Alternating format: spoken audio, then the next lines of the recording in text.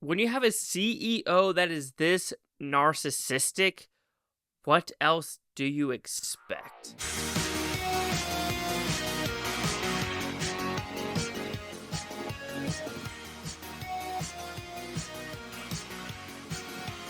Chase Lee Hockey here with the Blue Futon reviewing Titan, the OceanGate Disaster. So this is about the horrific accident that happened in 2023, if not mistaken, where 5 people died, including the CEO of OceanGate, where this submarine, this quasi-submarine, I'm going to even call it a real submarine, just basically implodes and kills all 5 people on board, probably just at one time. Bodies just disintegrated, because that's what I'm guessing what happened. And I think when looking at what people were expecting from this movie, they were expecting a lot more of the after action effect of like looking at the debris, looking at the bodies, and expect that. But that's not what you get. You get the story of past co-workers, past engineers, past finance officers leading up to this 2023 incident, as well as digging a little bit deeper into the Coast Guard,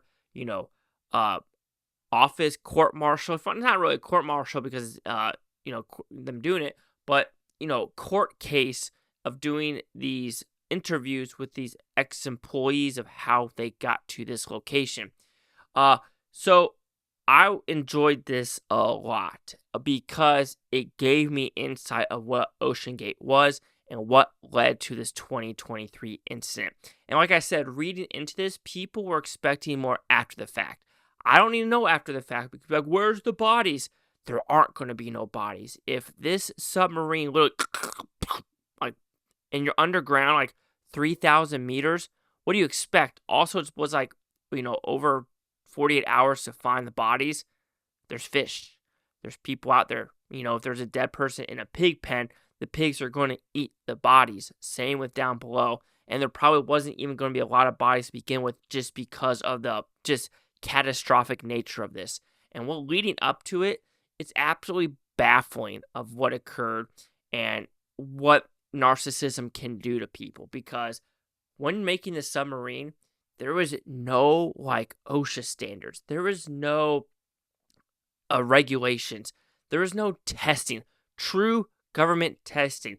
And even with, open water, so when you do have anything ship-wise or in international waters, it needs a flag vessel. So there always has to be a flag on any type of submarine, ship, and that's why you always see sometimes a sailboat with a Swedish flag, or a cruise line with a Bahamas flag or American flag, because that is where the taxes are and how things occur.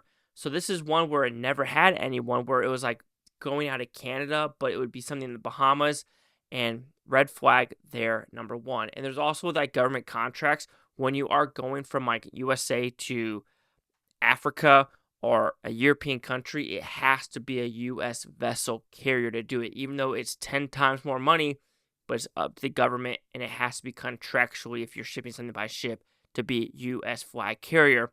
So when you have stuff like this where it doesn't have any flag carrier, like I said, red flag. Engineers trying to say, yo, every time this goes under 3,000 meters, shit goes wrong.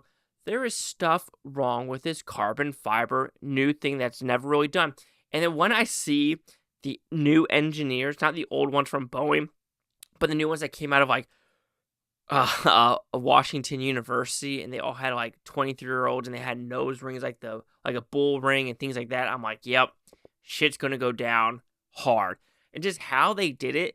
And when I watch a documentary about how a ship is made, like a cruise line from Disney, and how it's just completely tenfold different about how many people are involved and things like that. Like I said, this CEO did not give a flying fuck.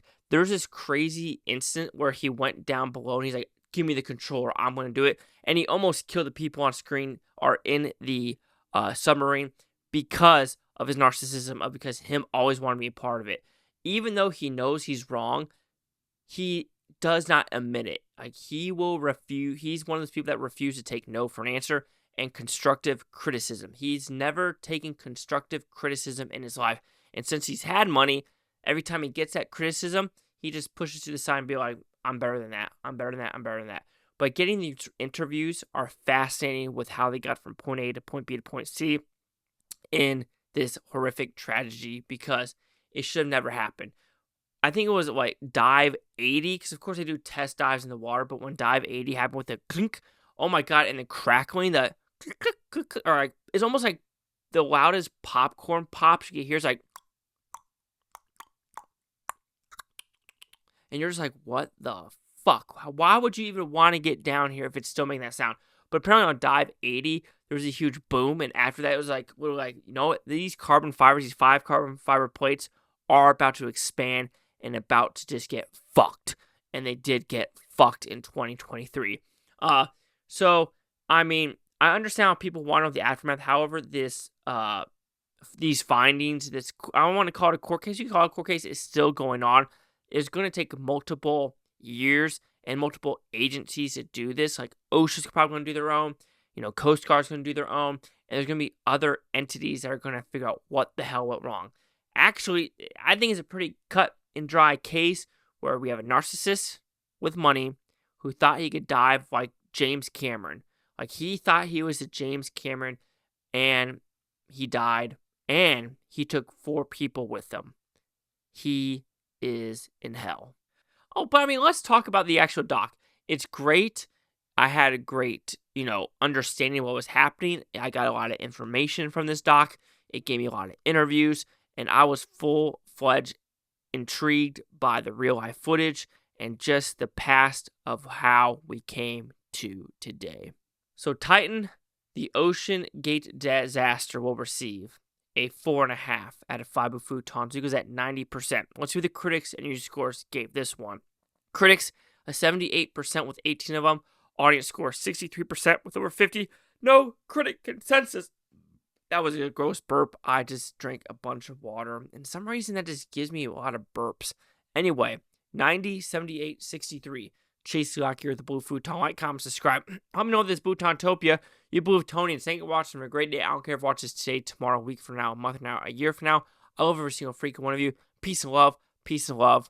And yeah, if you're going to do this shit, make sure safety standards are up to par.